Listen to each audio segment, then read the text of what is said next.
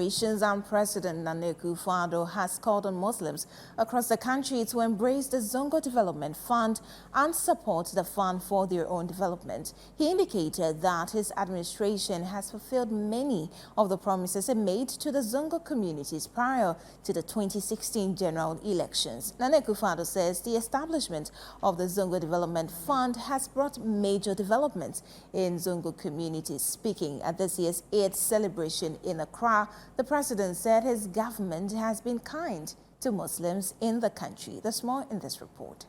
It's a big day on the Islamic calendar, one that marks the completion of the month-long fasting period by Muslims across the world. In Ghana, the National Eid prayer was performed here at the Black Star Square and was led by His Eminence, the National Chief Imam, Sheikh Nuhu Osman Sharubutu. Now, key amongst dignitaries that graced today's occasion was President Akufo-Addo. And in his speech, the president touted his achievements in the Zongo community, highlighting the importance of the Zongo Development Fund on development in the Zongo community. I came to you in the course of the 2016 electioneering campaign with a promise to make the challenges and concerns of Zongo communities an integral part of the governance process under my leadership. 7 years down the line, I can say with some measure of satisfaction that the promise has been fulfilled. Today, many Zongo communities around the country bear witness to the impacts the projects undertaken under the Zongo Development Fund are having in the lives of their inhabitants. From the construction of school infrastructure, to the provision of computer laboratories, to the enhancement of sanitary facilities, to the development of AstroTurf football pitches, we have uplifted the lives of thousands, if not millions, of people living in Zongo communities. It is my hope the residents of Zongos will own the fund and leverage the support of government for attracting external support from the fund, rather than it becoming a wholly government-funded initiative. I'm urging you to show a heightened sense of interest in the development of the fund so that we can grow it for successive generations of Zongo people. Spokesperson of the National Chief Imam, Sheikh Shaibu Armiao, has also been calling on Muslims to support the Zongo Development Fund. This is the first time in our history of our country where the Zongo community has so been considered for policy, so that we see some development. That's why he said some measure of progress have been made, but maybe not to the level that we expect. So we are appreciative and thankful and hope that more will be done. Like he said, let's all contribute to the fund and make sure that the fund is able to take on board the various facets of our needs as a community. We need a lot of economic empowerment. We need education.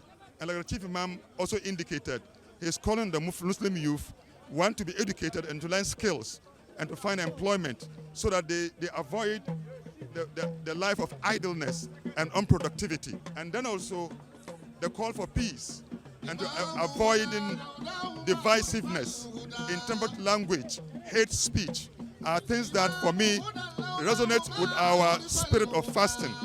And we thank him for that reminder and hope that the Muslims have heard the message and they will apply to their lives as we move towards the next election. NFL star Jeremiah Owusu, who is now Osman Sharubutu, upon converting into the Islamic religion, also shares his excitement of being part of today's Eid prayers. I flew in this morning, so it's always a great opportunity to be around those who have like-minded values, like-minded views, and those who really accept you into a family.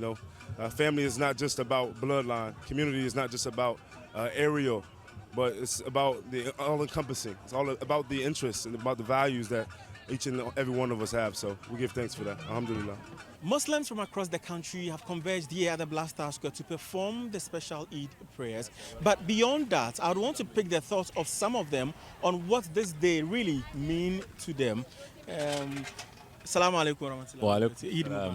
Wa alaikum salam wa rahmatullahi ta'ala wa barakatuh. Eid al-Karim. Yeah, right. So, let's say today is Eid al-Fitr. We know, as obliged under the 5 pillars of Islam, we need to perform the salat after the month-long fasting period. But beyond that, what does this day mean to you? Well, alhamdulillah, we thank Allah for bringing us close to the fasting. And from across, we didn't hear any bad news. And as at now, we finished celebrating the Eid. And so far, so good. We are at the Independence Square, and people have probably moved to the house. So beyond today, it won't be beyond today now, because now, as you see, people still are around enjoying, because we fasted for a whole period. So we have to fill the tummy today. And then probably we go and visit. From here, some will move to cemeteries to go and, pay visits the dead. Others too are moving to families to go and see them. So generally, that's what happens. Today is an enjoyment day. So just everybody has his own enjoyment, the way they do. So that's what we're looking at. What does Eid al-Fitr mean to you as a Muslim? It's a form of celebration, and then it's something Muslims we all enjoy, and then we all embrace and celebrate as well. So to me, Eid al-Fitr is like maybe celebrating after the 30 days of fasting, and then praying to God, asking Him what we want and everything. Yeah. So from here, where are you going? What's the plan for the day? The plan for the day, I'll go home and celebrate it with my family members. Yes, that kind of joy, like when you're celebrating the Eid with your family. Yeah. A sober reflection of the Islamic religion, the display of a kaleidoscope of color, and a moment of peace and love best describes the atmosphere here at the Blaster Square. It is Eid al-Fitr and a big deal for Muslims across the world. Reporting for Citi News, Fawzuma Saudu, Accra.